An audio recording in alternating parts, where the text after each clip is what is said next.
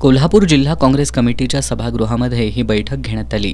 या कार्यक्रमाला भारतीय युवक काँग्रेसचे राष्ट्रीय सचिव आणि महाराष्ट्र प्रदेश युवक काँग्रेसचे प्रभारी अजय चिकारा यांची प्रमुख उपस्थिती होती।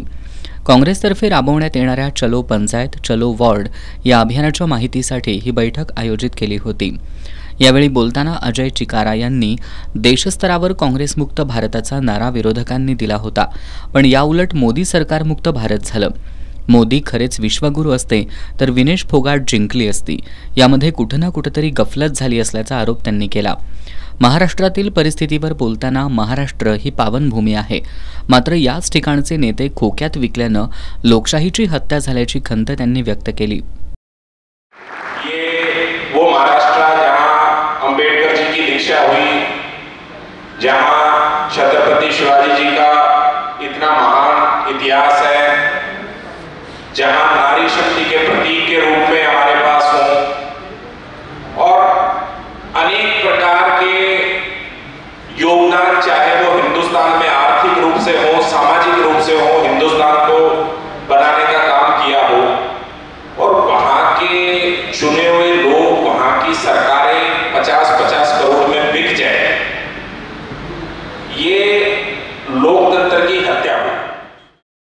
राज्य सरकारवर कडाडून टीका करताना मुख्यमंत्री एकनाथ शिंदे हे 2-2.25 वर्ष सत्तेत आहेत, मग निवडणुकीच्या तोंडावरच लाडकी बहीण योजना का आणली असा सवाल त्यांनी उपस्थित केला। आखिरी समय में शिंदे साहब को यहाँ की माताएं बहनें लाडली हो गई हैं, हमारे बेरोजगार भाई उनको लाडले होने वाले हैं, और किसानों की सम्मान निधि का भी जिस तरीके से रोक के निदान आखिरी महीने में अभी रक्षाबंधन लगा है तो उनके खाते में कुछ पैसा देंगे, और देना चाहिए।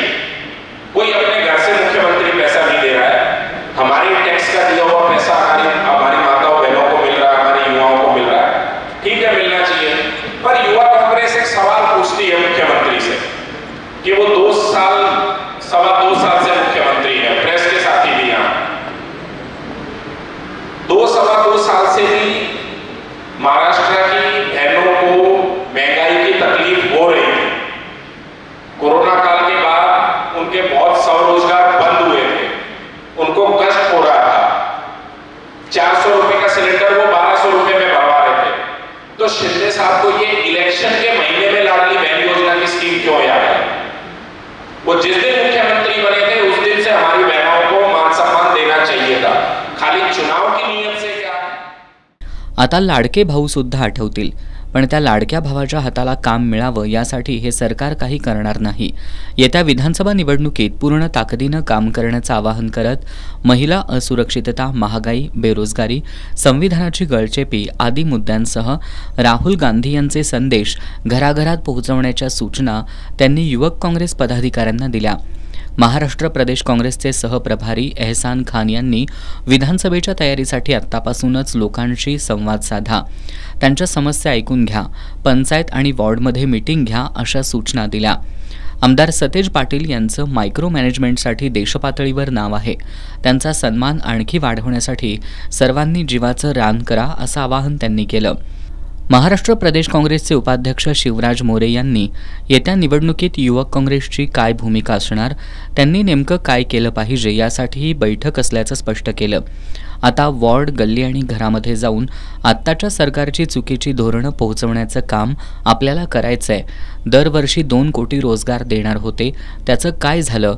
महागाई, बेरोजगारी, इथले उद्योग गुजरातला कसे गेले, या सगळ्या गोष्टी जनतेपुढे आणायच्या आहेत। यासाठी सर्वांनी एकत्र येऊन काम करण्याचा सल्ला त्यांनी दिला। कोल्हापूर युवक काँग्रेसचे अध्यक्ष उदय पवार यांनी येत्या विधानसभा निवडणुकीत युवा काँग्रेसची ताकद काय आहे ते दाखवून देऊ असं सांगितलं। यावेळी गोकुळचे संचालक बयाजी शेळके, युवक काँग्रेसचे पश्चिम महाराष्ट्राचे ऋत्विक धनवत, कोल्हापूर जिल्हा प्रभारी शंभूराज देसाई, अरविंद तावडे, जयदीप थोरात, मयूर पाटील, गिरीश शिंदे, रियाज सय्यद, सुमित प्रभावळे, स्वप्नील पाटील, प्रथमेश कांबळे, राकेश कांबळे, मयूर सोनुले, आनंद करपे यांच्यासह युवक काँग्रेसचे पदाधिकारी, कार्यकर्ते मोठ्या संख्येनं उपस्थित होते।